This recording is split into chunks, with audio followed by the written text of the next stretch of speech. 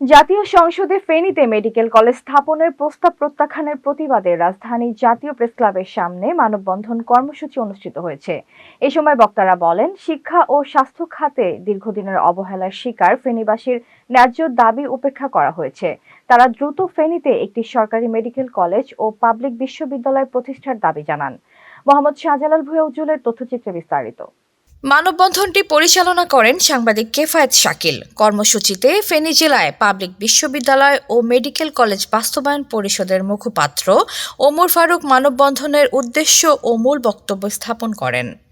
তিনি বলেন, ফেনী একটি গুরুত্বপূর্ণ জেলা হওয়া সত্ত্বেও উচ্চশিক্ষা ও স্বাস্থ্যসেবার ক্ষেত্রে এখানকার মানুষ এখনও কাঙ্ক্ষিত সুযোগ সুবিধা থেকে বঞ্চিত।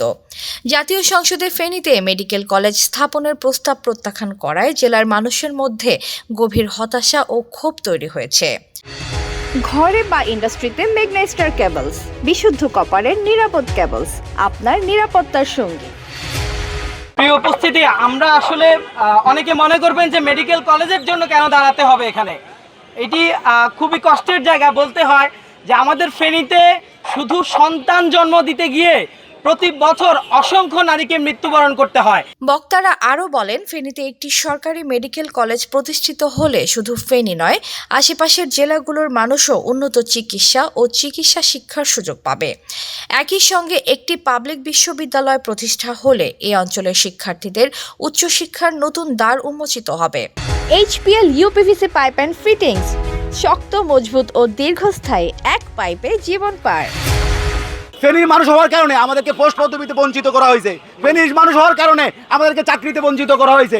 ফেনীর মানুষ হওয়ার কারণে আমাদেরকে ব্যবসায় আওয়ামী লীগ প্রতারিত করা হয়েছে বারবার।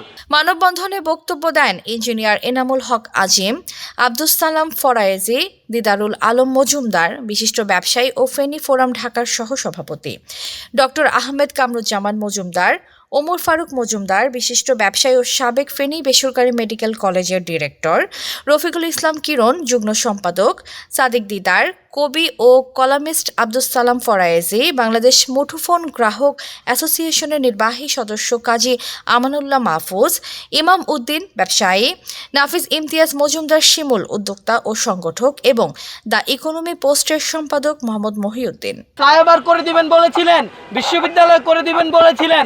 আমরা তার মুখে এই কথা শুনে আমরা আশ্বস্ত হয়েছিলাম। ফেনীর মানুষ আশ্বস্ত হয়ে ফেনীর 3টি আসন 3টিই তাকে উপহার দিয়েছেন। কিন্তু এখন যদি সেই বক্তব্য ঘুরে যায়, এটি ফেনীবাসীর জন্য দুঃখের। বক্তারা সরকারের প্রতি আহ্বান জানিয়ে বলেন, ফেনীবাসীর দীর্ঘদিনের এই ন্যায্য দাবি বাস্তবায়নের দ্রুত কার্যকর পদক্ষেপ নিতে হবে। অন্যথায় ভবিষ্যতে আরও বৃহত্তর কর্মসূচি ঘোষণা করা হবে বলেও তারা হুঁশিয়ারি দেন। মানববন্ধন শেষে উপস্থিত নেতৃবৃন্দ ও সচেতন নাগরিকরা ফেনীর উন্নয়নে ঐক্যবদ্ধ থাকার প্রত্যয়। বর্তমান নির্বাচিত সরকার এর প্রধানমন্ত্রী তারেক রহমান এবং কি ভোটের 2 দিন আগেও ফেনীতে থেকে উনি সবার সামনে ঘোষণা দিতে হয়ে থাকে। স্বাস্থ্যমন্ত্রী 9টা মেডিকেল বাস্তবায়নের মধ্যেও ফেনীকে উনি রাখলেন না। খুবই দুর্ভাগ্য আমাদের।